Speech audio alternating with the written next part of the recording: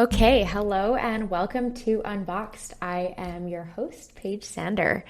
I'm the co-founder of Couch House. We are a couch in a box company and we build custom modular couches based in Vancouver, BC. So welcome to the first episode. I'm so excited to be here and doing this.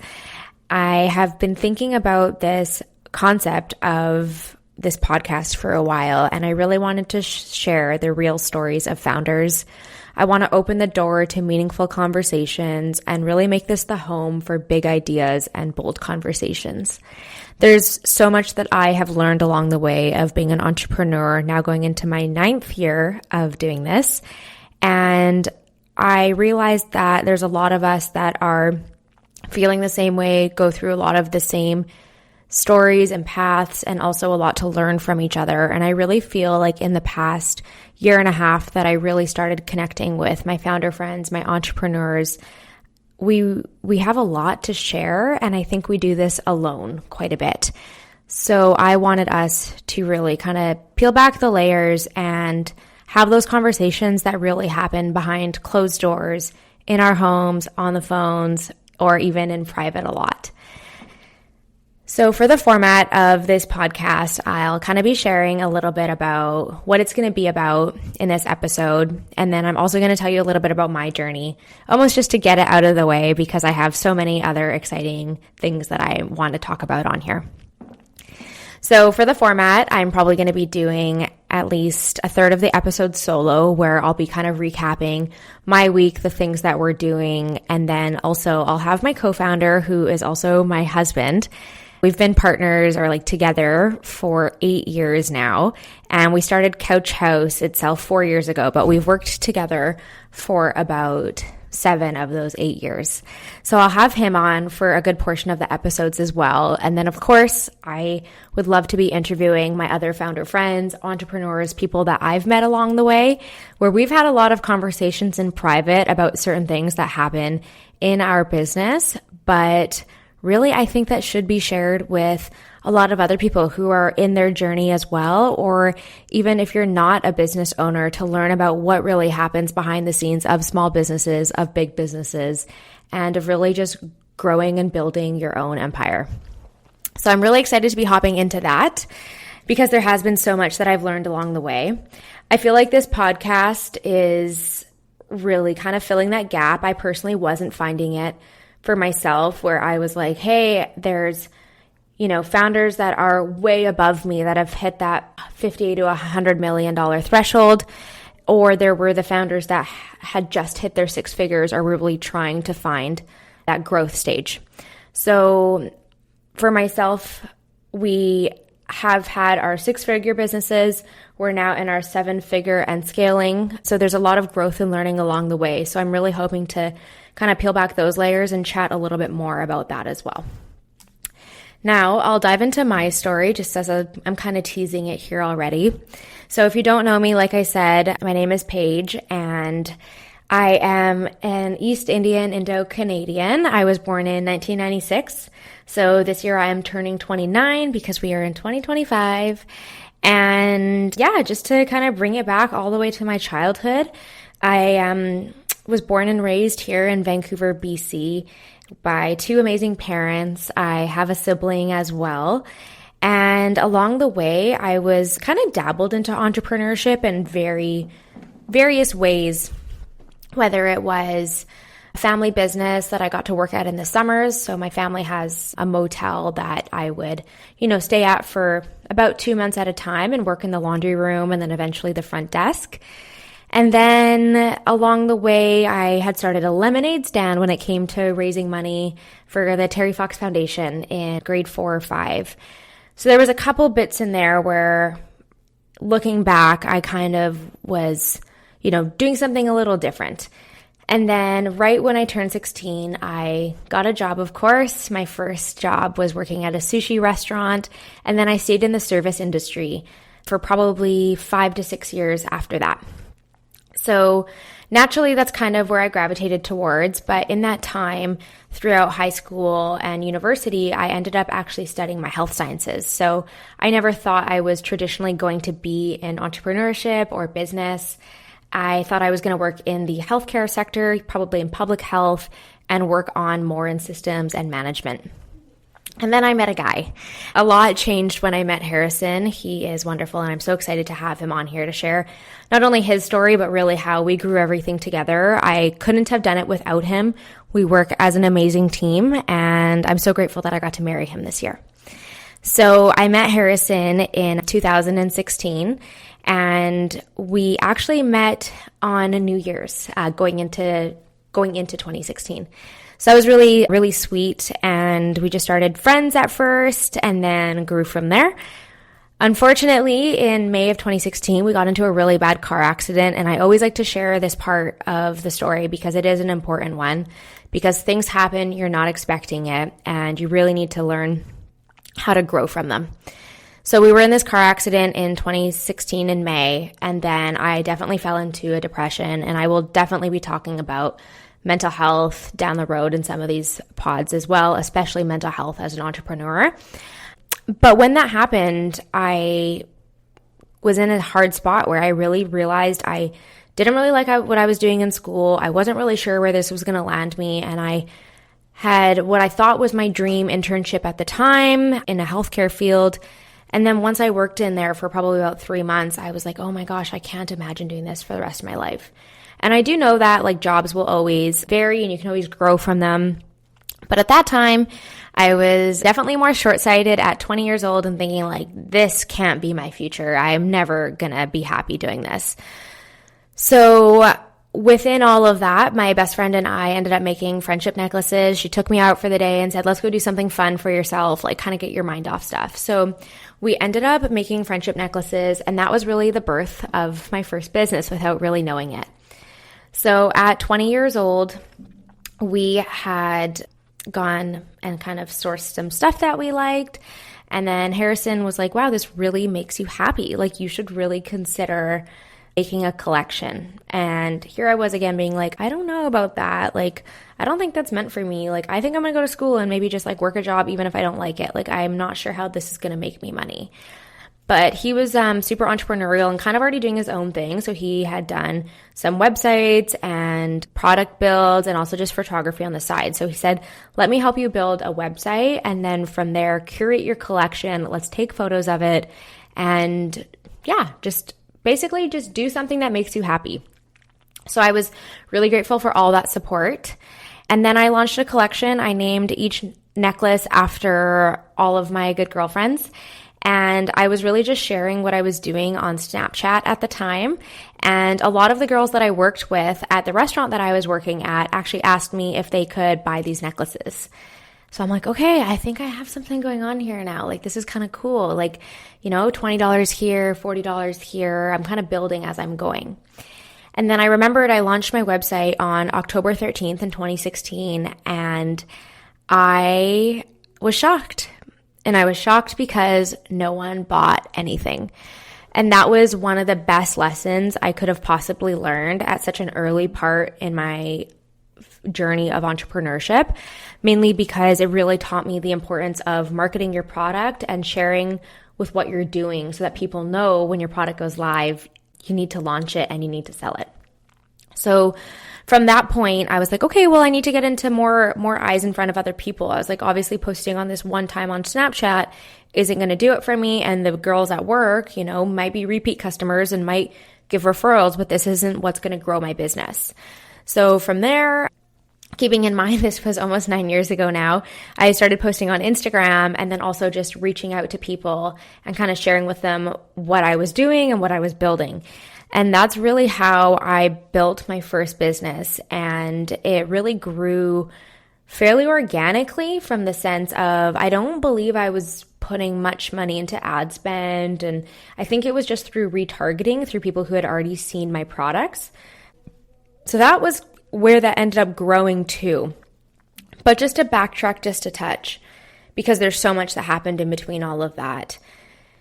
Before it became my first six-figure business, which was amazing at the time, being 21 years old, not yet graduated from university, being able to prove it to myself that I was able to make an income for myself and and scale that successfully without having to think, oh, what am I going to do for a job? I was so proud of me.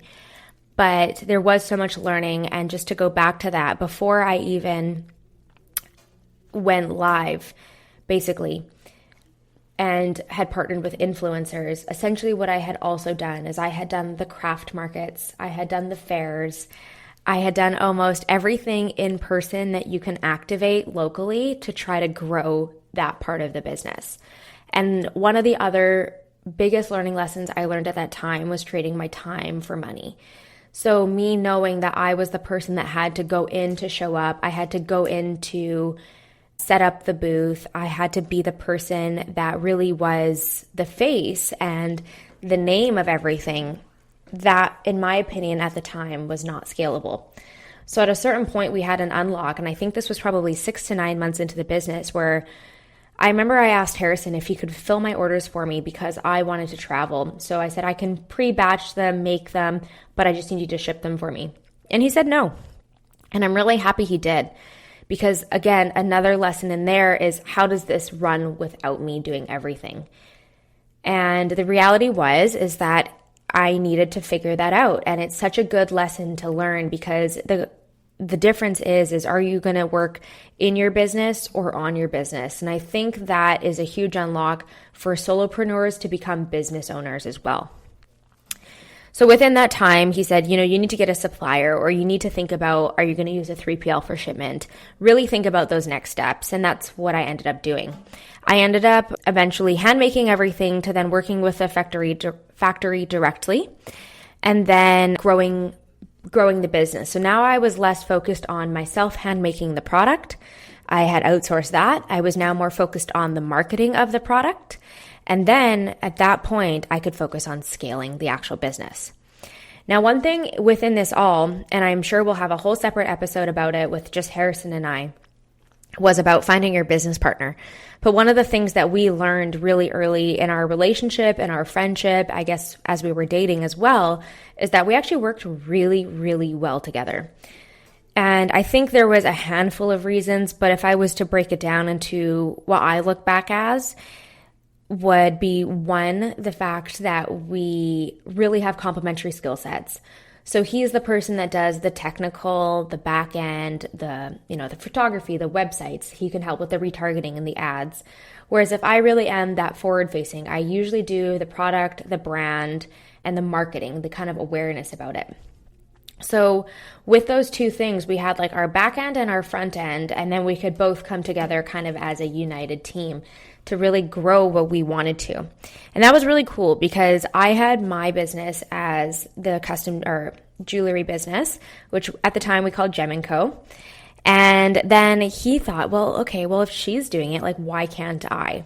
And then we ended up eventually scaling to, I think we had like 5 or 6 different e-commerce dropshipping based businesses that we were all growing with a similar business model, and kept scaling them. And it was really cool because we were kind of exploring. We were in our early 20s. I think Harrison was probably 19 or 20, and I was 20 or 21. And for the first time, we had, what we thought was multiple sources of revenue. It was technically all from one way of doing it, but it was really cool to see that happen through like various stores and channels. So that was really cool, because we ended up basically scaling in what we knew was basically an accessory business, which was high value, and high margin. So sunglasses, jewelry, we did dog accessories as well. We did swimwear, a handful of different ones like that. I would say those were our 4 most popular ones. And then we just rinsed and repeated. And I think we did that from 2016 to about 2020 is when we had our first exit. So yeah, that was a great part of our journey. And I'll also iterate here, I definitely blab and go off into different things in this pod. I'm going to try to stay as streamlined as I can, especially when I have guests. But that was a really interesting part of our journey together, because we learned that we worked together well. We could stay focused on something. And at that time, now we're in like 2021, if I was to give you a timeline, 2020. This was pre-COVID. So actually, let me correct myself. This was 2019 now. We were pre-COVID, had realized that the skill sets that we had learned are not only complementary, but we can help people. And I think we were in an interesting phase where we had worked together now for about 3 years, and we really liked what we were doing, but we also felt extremely isolated. It would just be Harrison and I. We lived together at this point in our life as well, and we just didn't really feel connected to a lot of people. So we were sharing a little bit along the way as to what we were doing on Instagram, and then we had people reach out saying, hey, can you show me how to do that? Or I have a question for you. And then slowly that ended up compounding and growing as I would do like Q&As that ended up growing to, hey, will you come speak at my event? We'd love to have you. So a couple events later, we kind of snowballed. And then when I was at those events speaking, I would then have other business owners say like, can I hire you? Can you help me? Can you help me go digital? Can you help me with my branding? And then that ended up snowballing to realize, hey, there's like something here that we know that other local business owners are having a hard time with. And I think it was that concept of going digital. And it was kind of at a serendipitous time because it was right before COVID. So it was really cool that we were able to, like in 2019, transition into 2020 and help a lot of businesses go digital. Like your local hair salon who only has like cut and color services and maybe does extensions can now sell their product online and then also do online booking. What felt like very obvious to us at the time, but can really change and increase the revenue and growth for another company. So that was awesome. And then I think all through 2020 and 2021, we really focused in on the media agency aspect because we really liked the concept of a service-based business. We thought it was really different from e-commerce. It felt challenging. There was a lot of things that we were learning as we were going through, building contracts. And then again, like you hit that 6-figure mark of your media agency. And I think it was one of those things of, okay, well, like we kind of accomplished what we wanted to here.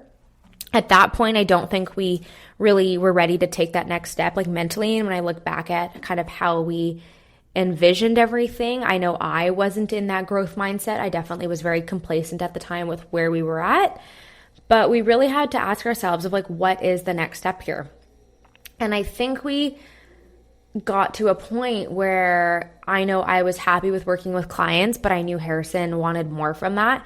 So it kind of caused friction in our relationship because we weren't really aligned on our vision for what we wanted for ourselves, because it would affect our personal finances, which also affects our business finances, which also affects our output and what we contribute every day. So that was kind of a tipping point for both of us where we were realizing that we weren't aligned with what we were doing. And then a whole other story for another podcast that I'm very excited to share about one day was actually how one of our largest contracts had fired us and how much of an eye-opener that was and how much we learned from that whole experience. And it happened right in the middle of COVID, essentially, or right when everything had shut down from COVID. And it was really that tipping point of, oh, fuck, what are we going to do? So I'm so excited to dive into that one on a totally separate one. And I would love to have Harrison chat on that one too, because there was so much silver lining in having your main revenue stream be cut. And now 4 years later, I can look back at that and really just be so grateful for it. At the time, I did not see it like that, though. I was like spiraling. I was anxious. I couldn't sleep. I couldn't eat. It was really hard at the time, but I'm so happy it happened because that actually brought us to where we are today, which is Couch House. So Couch House, like I said, is a custom modular couch company. How we started the business was actually from our home. It was really out of essence of needing something that we were looking for that we couldn't really find in our own Canadian Vancouver market. So we all know the beautiful plush couches, minimal designs, feather-filled. But, at that price point that they were being offered at the time, it was just out of budget. Like we had just purchased our first home. We were so excited, and you put so much money into like your down payment, and that there's going to be a lot of other things that are going to come up financially and to expense. So how much money did we have for a couch? And the reality was what we were being quoted from anywhere from like $8,000 to $15,000 we thought was insane. But we also knew we were past our starter furniture. We did not want, the IKEA and the Struck tube. We had already done that, and we wanted something a little bit more elevated than that. So then when we went through our search, we just thought, why is everything so expensive, and why are certain things that we want in a product just not available? And if they are available, why is there an upcharge for every single thing you want to change? Now, Harrison is 6'4", I'm 5'2", so our preferences are also very different. But the fact that the home that we moved into only had a limited wall length space, we needed it to be a certain length, but we also wanted the depth. And that's just something we honestly weren't finding. And then I also wanted a white couch because that's what was all over Pinterest. So I thought, okay, well, if it's going to be a white fabric, it has to be removable and washable. And again, things that just weren't available in the Canadian market. We were seeing it in America, in the States, but after like a 1.3 or what's now a 1.43 conversion rate, it just, again, added to that price point that we weren't able to afford at the time. So a lot of factors came into that. And then that's how we started Couch House. So I always say it happened by accident, and I know so many of my founder friends will agree when they do say things do happen by accident. It's not always like you're looking for it, but then it ends up being that traditional founder story of we couldn't find it, we found a gap in the market, and we wanted to do it ourselves. So just to sound like tacky and cheesy, that's basically exactly what we did. So we started our couch company really just by posting on Facebook Marketplace. So actually, let me just backtrack a little bit more. So we couldn't find what we wanted. We thought we could probably find this somewhere else. Let's just reach out to factories directly. So we did. We did that in October of 2020. We didn't have possession until February of 2021. So we basically ended up designing what we wanted, chatted with various factories, and ended up piecing together what we wanted. Basically, by January, February, we knew that the piece was coming. We had already paid for it in full, so we were just hoping that we weren't going to get, scammed out of all the house furniture we bought. We had purchased a couch, a bed frame, dining room chairs, and counter stools. And I think we spent probably around $10,000 for all of those items. And at the same time, we were like, okay, well, we hope we're not losing our money on this, but we'll just cross our fingers and hold our breath. After we figured out how to actually import goods as an individual, which is something we had never done before, we ended up getting, I think it was like an email or a phone call from the CBSA, which is the Custom Border and Service Agency for Canada. They basically said, hey, you need to come down to the office and clear all the goods. I was like so nervous and anxious, which is like my natural energy. I'm like always anxious about something, which I'm working on this year. But it's like, okay, I'm going to go do the paperwork then. And then we went down. We rented a full U-Haul, we picked it up, and I'll for sure share the photo when I put this episode live of what pickup was like that day, because it was just so funny, like just so like grassroots, bootstrapped, again, like not even thinking we're starting a business. But yeah, we drove our U-Haul down, picked everything up, and then brought it home. We unboxed it, we were really happy with it, and then of course, Harrison, the entrepreneurial brain, which he is, kind of pushed and thought, okay, well, like, maybe someone else wants this. And I'm like, dude, you're crazy. Like, that would be insane. Like, what are we doing? And he's like, just post it on Marketplace. Like, let's just post it on Facebook and just see what happens. So we did. We took photos of our own couch. We took photos of the fabric options that were available to us at the time. We like very briefly explained the process of like customize and design your own dream couch. Here are the colors. Let us know to the inch on how you want it done. And then from there, we had like a handful of people over the weekend. And I think it's because it was also at such a good price point again, that what we were offering at.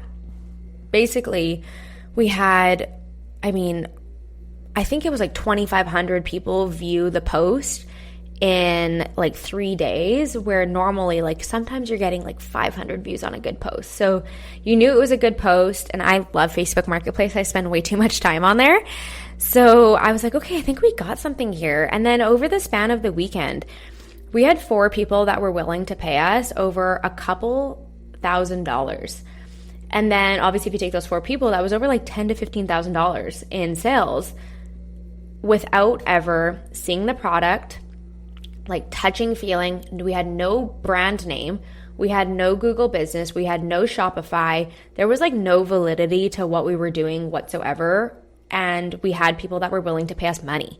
So then Harrison's like, oh shit, like guess we got to set up a website and then a payment processor and get it all good. So like in the span of like literally 48 hours, we're like, okay, well, what should we name this business?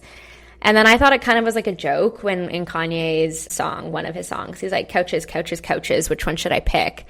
And I thought that was like going to be like our tagline. Like that's how I thought we were going to brand our company.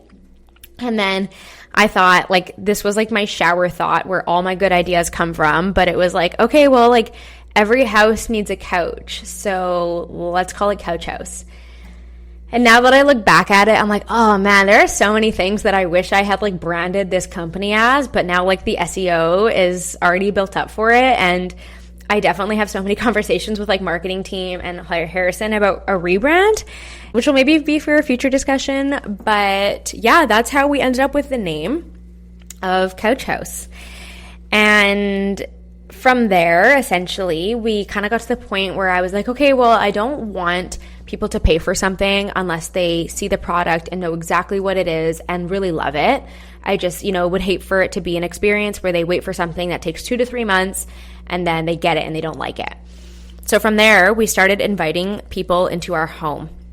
So again, this was like COVID times. This was March 2021. This business was literally built in over like less than a weekend. And we just said, okay, well, like, let's just invite people into our home. We'll just do appointment models because that was very normal in COVID to just have, one group at a time in a store. Everyone was just still wearing masks. So we ended up setting everything up by appointment. They came in, I walked them through a consultation. It ended up being like a 30-minute consultation. I always wanted to make sure that everyone knew exactly what they were getting. I kind of explained the different features of the couch, how you could change it and things like that.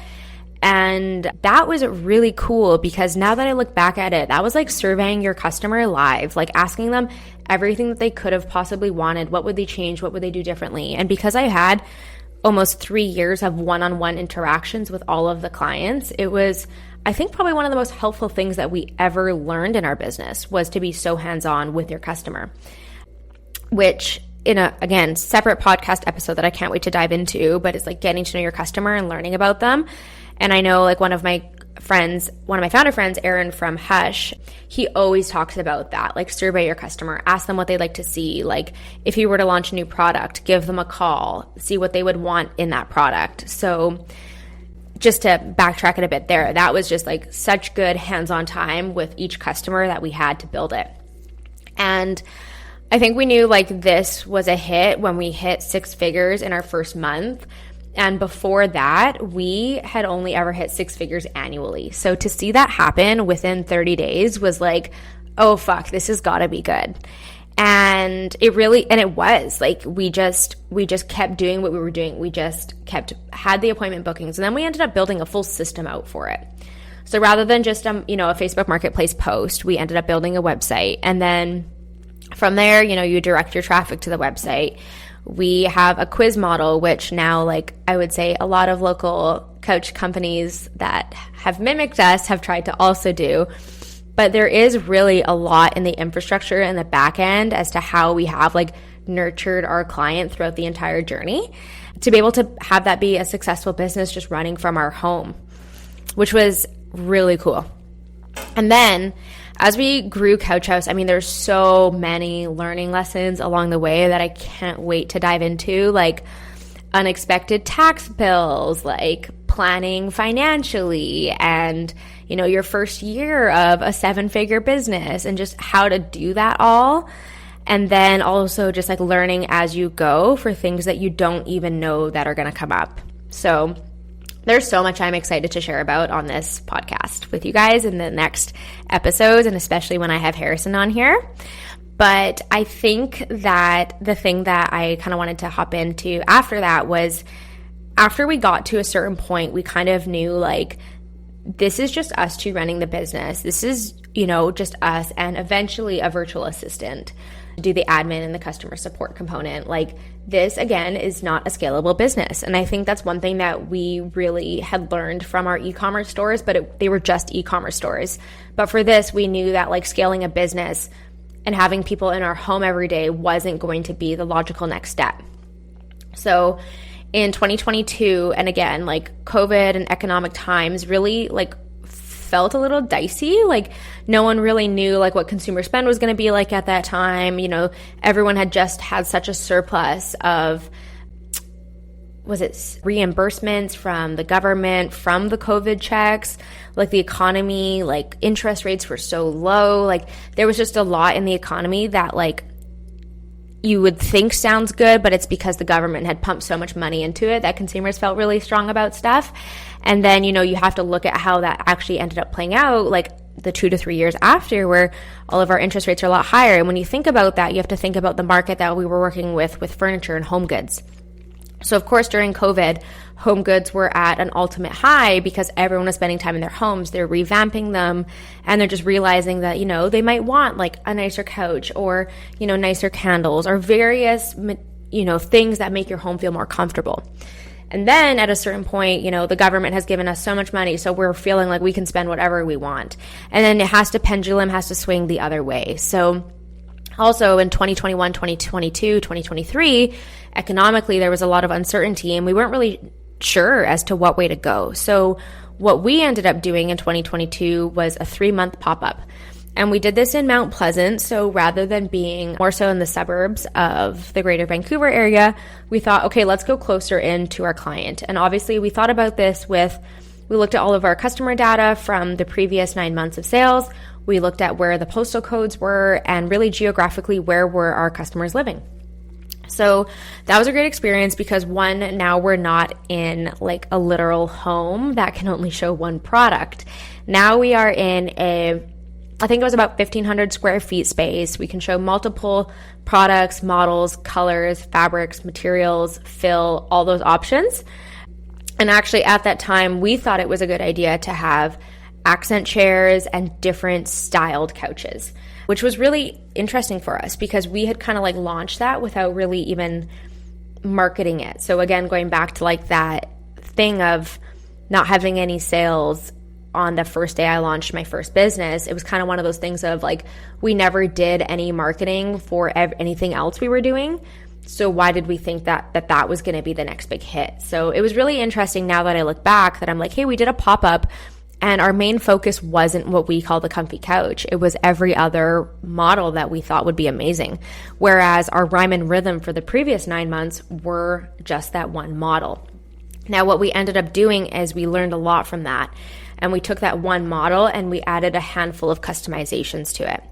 So now, from having that pop-up experience, we now have like options where you can like change how comfortable or firm the seat is going to be. You can raise the height for more support. There's different tiers of fabric grades where we offer now performance fabrics. You can add storage to your pieces. So rather than expanding really vertically or horizontally, we just decided let's just focus in on this one product, and then when we're ready to go vertical, then let's do that. So from that pop-up in 2022, that was really like our first time hiring anyone. I was like, oh, how does this work? And I'm going to do a whole other podcast on hiring, what I've learned. I've always had a team of virtual assistants since our first days of drop shipping back in 2016, 2017. So I've done a lot of hiring virtually, and I would love to talk about virtual assistants because there's so much to be shared about them. I think they're absolutely amazing. I value their work so much, and there's been a handful of different agencies that we've gone through to also hire them. And yeah, so I'll save that for a totally separate podcast, but I do know that when we did do hiring for our first pop-up store in Vancouver, I actually just reached out to some of my customers that I felt like I really clicked with, understood the vibe, kind of knew what we were about, understood sales to a certain extent. And yeah, just really put my trust in them. And if they're listening, Jordan and Kiana, you guys were absolute rock stars. And I really am so grateful for you guys helping us build our vision. And the first time of me doing that, it was my first time being a leader in person. So there was so much to really go through. Now that I look back, I'm like, there's probably like 100 things I could have done differently. But yeah, just so grateful for their efforts with us too. So that was like kind of step number one into dabbling into like brick and mortar. And one of the episodes that I also want to have that I already have planned out with one of my other founder friends is like B2B businesses. So basically business to business and like selling like contracts and sales compared to like D2C, which is your direct to consumer businesses, which is what we do now compared to when we used to do like a media agency. And then same thing for like subscription businesses. So we had also done a subscription model, whether it was media agency or we did a subscription dogwear company as well.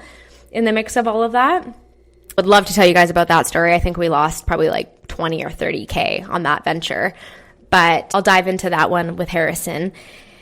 But yeah, essentially like just different business model mixes of what you're selling and how you get it to market. So first time doing brick and mortar, so much more to consider in terms of your overhead, really like how do people hear about you? Are you in a good location? Are you getting foot traffic? The premium that you are paying, is it worth it?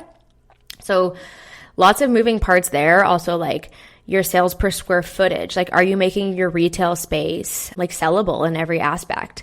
Is it interactive? So now that I've learned those things and I've talked to so many more people, I understand these things. But when I look at my first pop-up, like basically what we did is we just had a 1,500 square foot space and we just put like 4 or 5 different couch models in there. I don't think we thought about merchandising.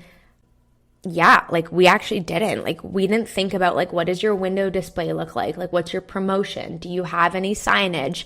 Are we doing any decals? Like we did the bare freaking minimum.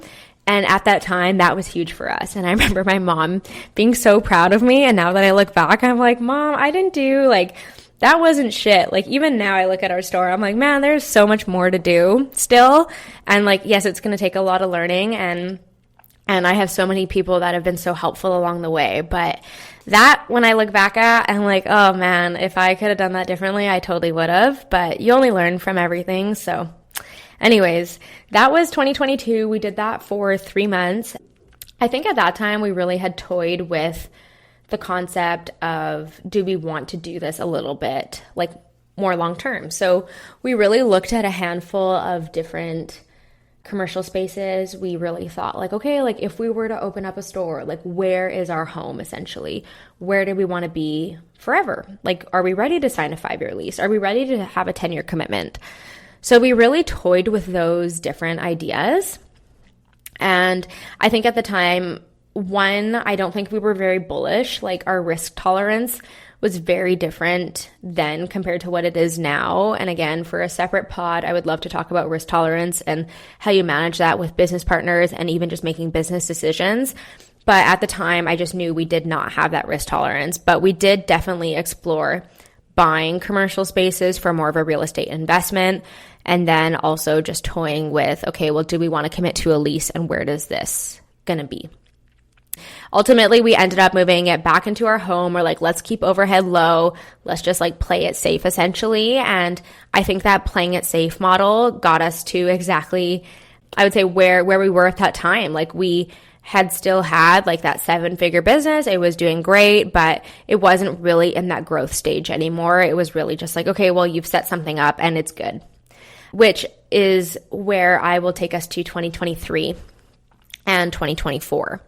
So within those years, I mean, so much learning along the way that I'll definitely dissect into various stories. But when it came to 2024, we really kind of took on the mantra, and I borrowed it from one of my friends that I'm going to have on the pod as well. So shout out to Ty Heppel, but the 2024 mantra was swing big. And that's exactly what we did.